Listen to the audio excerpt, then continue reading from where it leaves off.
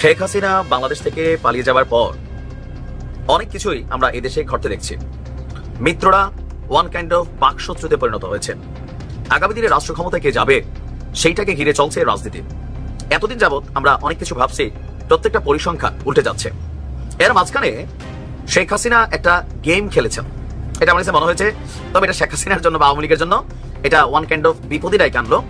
কিন্তু তিনি সবাইকে, প্রত্যেকটা দলকে এক ঘাটে আইনা পানি খাওয়াইলেন। এক অদৃশ্য ম্যাজিকের মতন আমার কাছে মনে হলো বিষয়টা কাজ করে গেল।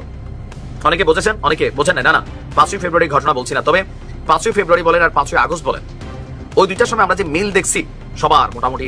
তবে 5ই ফেব্রুয়ারি মিলের জায়গাটা তো অনেকে দ্বিমত ছিল।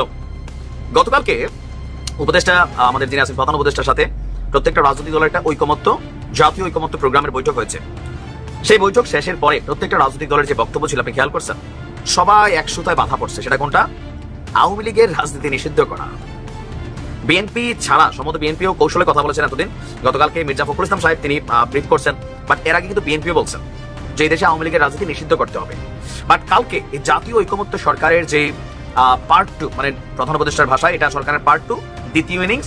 সেই দ্বিতীয় ইনিংসের প্রথম দিনই যেটা হয়ে গেছে, হেফাজত ইসলাম আওয়ামী লীগের হাতে কিন্তু নির্যাতিত একটা দল, মাননীয় মামুনুল দীর্ঘদিন জেল কাটছেন। তারপর হচ্ছে ধরেন ভিপি নুরের দল, গণ অধিকার পরিষদ, তারা তো ডাইরেক্ট মিছিল টিছিল নেমে গেছে মানুষটা নিয়ে রাস্তায়। জাতীয় বৈষম্য বিরোধী তারা তো আছেই, জাতীয় নাগরিক কমিটি তারাও আছে, জুনায়েদ আহমেদ সাকি তিনিও, জামাত ইসলাম তারাও, বিএনপি আগেও বলছে, গতকালকে বলে নাই, বাট একই জায়গায় আছে।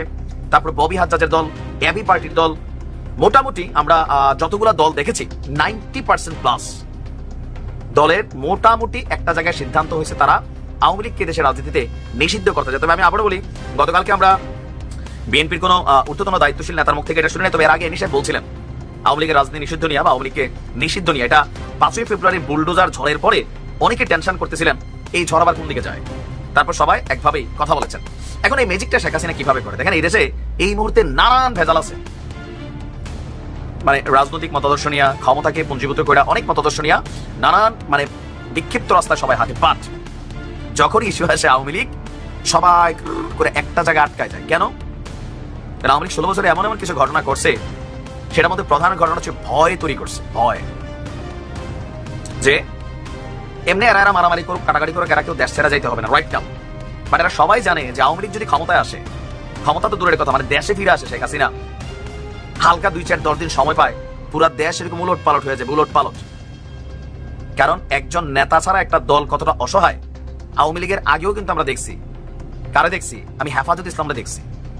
মাওলানা মামুনুল হক যেই অ্যারেস্ট হলেন, ভাই পুরা দেশে মনে হয় হেফাজত নাই, যেই বের হলেন সবাই এরকম বাঘের মতন ছাপাই পড়ছে। এই টিমটা দেখছি, অন্য দলে তোমরা দেখে নাই, মোটামুটি তাদের কার্যক্রম চালু ছিল।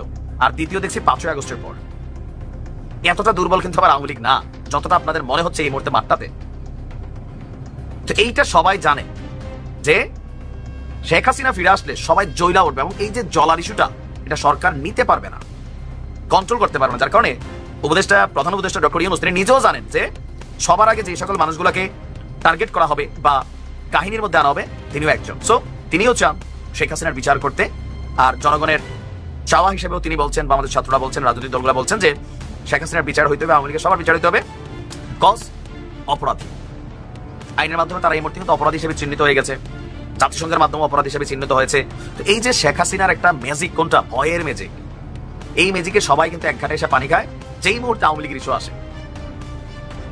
এখন এটা কতদিন থাকে সেটা হচ্ছে কথা, তবে আমার মনে হয় এটা থাকবে, লং টাইম থাকবে।